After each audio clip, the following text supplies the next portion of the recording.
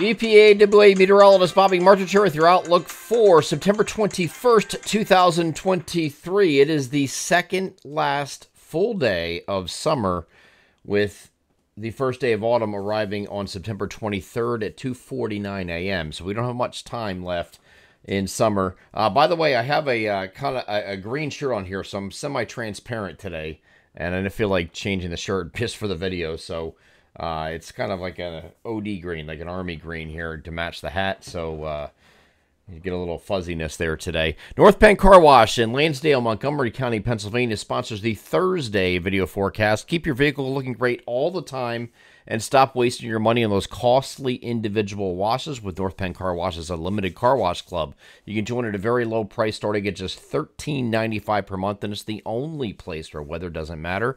Rain is in the forecast again for after another dry week, and you can take the worry out of having your fresh wash ruined without having to break the bank in order to keep your car or truck clean with North Penn Car Wash's Unlimited Car Wash Club. You can stop by as often as you like within the calendar month and get a fresh wash for that one low monthly rate. They are North Penn Car Wash, 986 Sumneytown Pike in Lansdale, Montgomery County, Pennsylvania, proud sponsors of the Thursday video forecast. So today's another stellar day. We've had a string of these for the last couple of days, and we're going to have another one today. 72 to 78 is the temperature spread from northwest to southeast today, and another mostly sunny day. Very delightful day. Another day to leave the windows open, take a break at lunch if you have to work.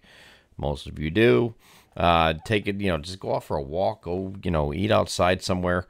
It's going to be a fantastic day again on Thursday. Now, Friday will start off that way, but we're going to have increasing clouds later in the day as this system organizes across the southeastern U.S. Okay, now this is we're talking about whether or not there's going to be a coastal low or a subtropical low. I'm leaning against the subtropical characteristics with this.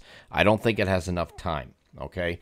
It's not impossible that right before it reaches landfall, they might designate this, but it's a semantics thing. It really is. It's a hybrid system. We have an upper-level trough off to our west here that I showed you the last couple of days. Here's a low pressure that is off the southeastern U.S. coastline that's going to be forming. Very weak here on the European model, and because it's weak, it is also the farthest east with this. And this has not been different for the last couple of days with what has been showing. And because it's weak and strung out like this, it's only 1,004 millibars east of Myrtle Beach here on Saturday morning. And so the precipitation, the heavier precipitation, is off to the east here and offshore here on Saturday. And then everything stays on the European model anyway, southeast of I-95. I don't think that's correct. I really don't. I want it to be correct because there's a lot of things going on this weekend. We have the Bloomsburg Fair. We have the whiteout game with Penn State and Iowa playing in State College on Saturday. And there's other festivals, the Celtic Fest in Bethlehem. There's a lot of different things going on. Phillies are at home for a 4-game series against the New York Mets in South Philadelphia. So there's a lot of things going on that we would like to have dry if we can, but we can't control this stuff, folks. I know you guys think we can do. We're just forecasting this. We don't actually, control it. We really don't. I wish I did because I'd be a billionaire, but I'm not. So this is a southeast of I-95 deal here in the European model, but I will tell you that is the most aggressive, or least aggressive, I should say, across our area with the precipitation, because everything else is pretty much not agreeing with this idea. I want it to be right, but again, I don't think it's going to be. GFS is kind of like sort of it has a little bit of shower activity here on Saturday, not a whole lot, but it has at least some as this system moves off to the north. It does have the same area low pressure moving up the coast here and kind of hugging the coast here a little bit closer. And you get a little bit of shower activity on Saturday, a little bit of a break, and then more on Saturday night into Sunday. Not a whole lot. This looks like a disorganized mess here on the GFS. So we look at the short range models, which are kind of at max range. We have to take those with a grain of salt. They are a lot more aggressive. Okay, here's the 3-kilometer NAM that just came into range this evening. This is the most recent run that I'm showing you here. And after midnight, well after midnight, it looks like you have some showers working in from southeast to northwest. And just showery stuff after midnight going into Saturday morning. And then you get some locally heavier stuff coming in. This is an area-wide event. This is a lot different from what we're seeing on the global models. The short-range models, and not just the NAM, we're talking about the RGEM as well, doing the same thing. Here's the longer-range NAM that goes out to 3.5 days, and this looks like showers again, moving in after midnight. Then you get some steadier and heavier rain on Saturday morning. Then it gives you a little break, and more rain moving through Saturday evening and overnight. It doesn't have a lot here on Sunday. Sunday it would be done with the activity here on the NAM, so it will just be a Saturday occurrence for the rain, and that's it on the NAM. The RGEM is doing something similar, again, after midnight here on Friday night, going into Saturday morning, and then this just increases throughout the day, and you have a decent amount of rain across the region. So I've been hoping, silently hoping, that this weekend would be okay for most areas, but the trend is really not there for something that would support a European model solution, which is very minimal impact to most of our region, except for far southeastern areas across from I-95 and points southeast, and the interior remains dry. I don't really think that's going to end up happening, unfortunately.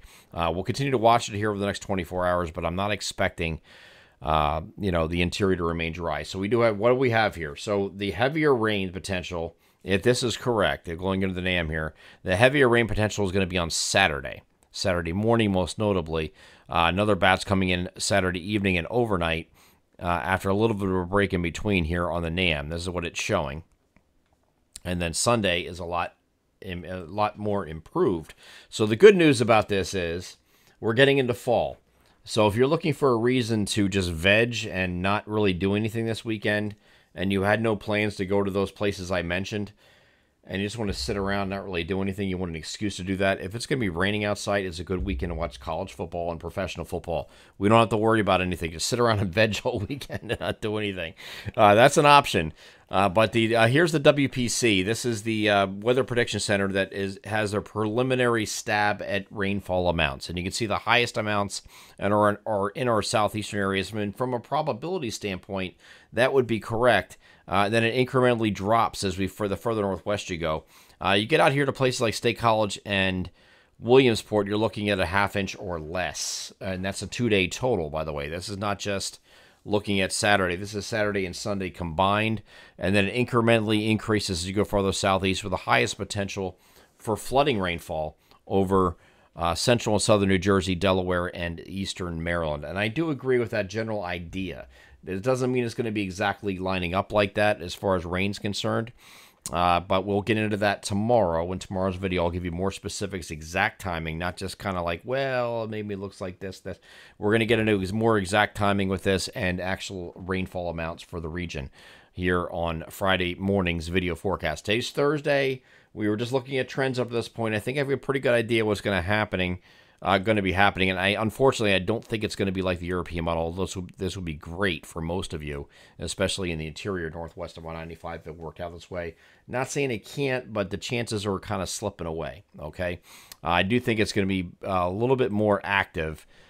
Maybe not this active necessarily, but I want to see what this does here in subsequent runs over the next 24 hours. I'll give you the latest information as we get it. But it does look like after the system moves away, we're back to sunny to partly cloudy skies here on Monday.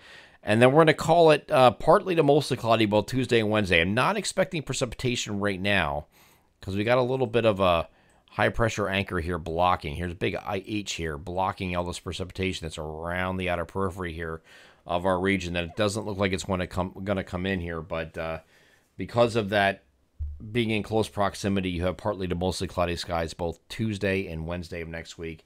Kind of cooler-ish temperatures either side of 70 degrees, maybe even some upper 60s.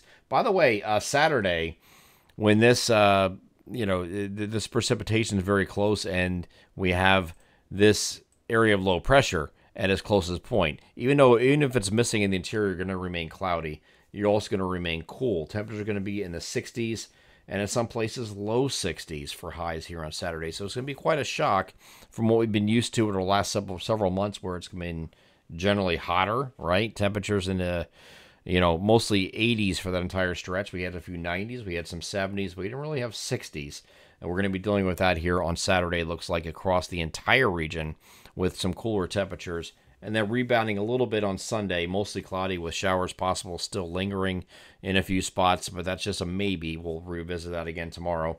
Temperatures rebounding to either side of 70 degrees on Sunday, and then next week we're generally the same thing, either side of 70 degrees Monday being the warmest day of the three, and then decreasing by the time we get to midweek next week. I'm EPAWA meteorologist Bobby Martich. That is your outlook for September 21st, 2023. Have a great Thursday.